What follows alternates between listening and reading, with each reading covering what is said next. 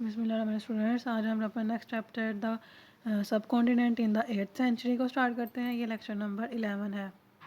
इसके आउटलाइन हैं हारशाह एम्पायर के, हारशाह की सल्तनत या उसकी रियासत कैसी थी।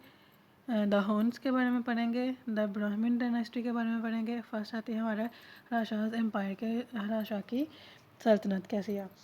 तो हारशाह की सल्तनत, हारशाह एक बहुत ही अच्छा या रिमार्केबल बादशाह था जिसने एम्पायर में उसने जब रूल किया तो उसकी रूलिंग ड्यूरेशन, इसकी रूल करने के दौरान जो थे वो इंडिया की जितने भी देर उसने इंडिया में हुक्मरानी की थी तो उसे गोल्डन ईयर्स के नाम से जाना जाता है कि इसकी जो हारशाह की जो हुक्मरानी का दौर था वो बहुत ही गोल्डन था, कि बहुत ही सुनहरी टाइम था वो, कि लोग तब उसने बहुत ही लोगों को फैसिलिटेट कर रखा था और उसने अपनी बहुत ही रियासत को अच्छी तरह से मेंटेन किया हुआ था।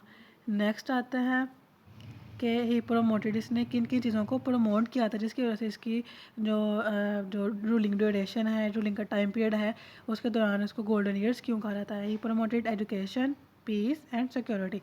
इसने एजुकेशन को प्रमोट किया था, पीस को प्रमोट किया था और सिक्योरिटी को, कि इसने लोगों को तहफ़्फ़ुज़ फराहम किया था, अमन फराहम किया था और एजुकेशन को भी उसने प्रमोट किया था, जिसकी वजह से इसकी हुक्मरानी के दौर जो है वो बहुत ही गोल्डन था। आगे हुन्स क्या था। Huns came from the eastern edge of Altai mountain, they were nomadic people. कि हुन्स जो थे वो ईस्टर्न एज यानी कि जो मशरक़ी साइड थी वहाँ से आए थे, उस मशरक़ी साइड से आए थे और ये नोमैडिक लोग थे। नोमैडिक मतलब कि खाना बदोश थे, एक जगह से दूसरी जगह पे मूव या शिफ्ट होते रहते हैं, जहाँ पे इसको सहूलियात अच्छी मिलती है उस जगह पे शिफ्ट हो जाते हैं। तो हुन्स ने क्या किया था,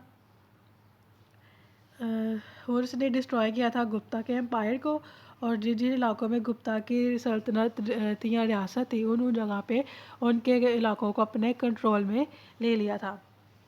लेकिन हारशाह ने हुन्स को डिफ़ीट किया, उनको शिकस्त दी और जितने भी इलाके हुन्स के कब्ज़े में थे उनको वापस अपनी रियासत में अपने कंट्रोल में ले लिया। नेक्स्ट आता है ब्राह्मण डायनेस्टी। ब्राह्मण डायनेस्टी में जो ब्राह्मण फाउंडेड द ब्राह्मण डायनेस्टी, जो ब्राह्म कास्ट थी, जो सबसे अलग कास्ट थी, उसने ब्राह्मण डायनेस्टी को की बुनियाद रखी थी। लेकिन इसकी डेथ के बाद जो थी ये जो ब्राह्मण डायनेस्टी थी उसका जो किंग था वो बना था ब्राह्मण का चंद्र, जो कि उसका भाई था वो इसका बादशाह बना था। और उसके चंद्र की डेथ के बाद उसका भतीजा राजा दाहिर जो था वो ब्राह्मण डायनेस्टी का हुक्मरान जो था उसको बना दिया गया था। नेक्स्ट आता है दीबल। दीबल एक जो है वो सी पोर्ट है। सी पोर्ट का मतलब होता है जहाँ से जो बहरी जहाज़ों के ज़रिए तजारत की जाती है, कि बहरी जहाज़ सामान एक जगह से दूसरी जगह पर लेके जाते हैं, तो बिल्कुल सी पोर्ट पे जो सामान है उसको उतारा जाता है और उसको आगे फर्दर कंट्रीज़ में या फर्दर सिटीज़ में इसको भेज दिया जाता है। तो दीबल एक वो थी, सी पोर्ट थी, बहरी बंदरगाह थी जहाँ से तजारत काम की जाती थी।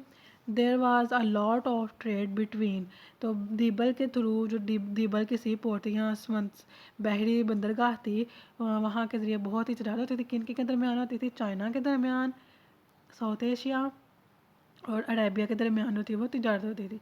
और वो दे ट्रीटेड, वो ट्रीट करते थे शूद्रा और बुद्धिस्ट के साथ बहुत ही इन्फीरियर मतलब कि उनके साथ कमतरी वाला सलूक किया जाता था। तो ब्राह्मण जो थी वो सुपीरियर कास्ट थी, बहुत ही हाई क्लास या हाई स्टैंडर्ड क्लास थी, तो इसी वजह से वो जो थी वो शूद्रा और बुद्धिस्ट के जो लोग थे उनके साथ बहुत ही कमतरी वाला सलूक किया जाता था करते थे, उनको अच्छा नहीं समझते, यानी कि जितने भी कमतर काम होते थे वो इन दो शूद्रास और बुद्धिस्ट से करवाया करते थे।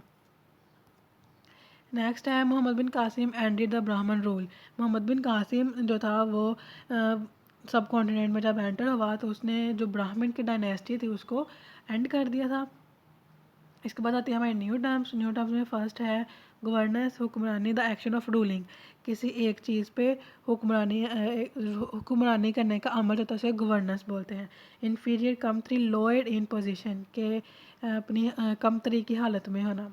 जैसे हम कहते हैं कि किसी को अगर कोई अपने ही बारे में कोई कहे कि मैं बहुत ही कमतर हूँ किसी से, वो मेरे से आला है, वो मेरे से सुपीरियर है, तो उसको हम कहते हैं कि वो इन्फीरियर सोच रहा है अपने ही बारे में। तो इसी तरह जो ब्राह्मण थे वो अपने बारे में सुपीरियर सोचते थे, और शूद्र और ब्राह्मण जो थे उनके बारे में इन्फीरियर सोचते थे।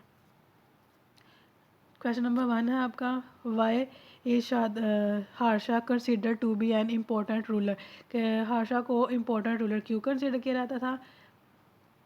हार्शा is consider to be an important ruler, Harsha को इसलिए इम्पोर्टेंट रूलर कंसिडर किया जाता था because of his good governance, उसकी अच्छी हुक्मरानी की वजह से ही उसको इम्पोर्टेंट रूलर जो था वो कंसिडर किया जाता है।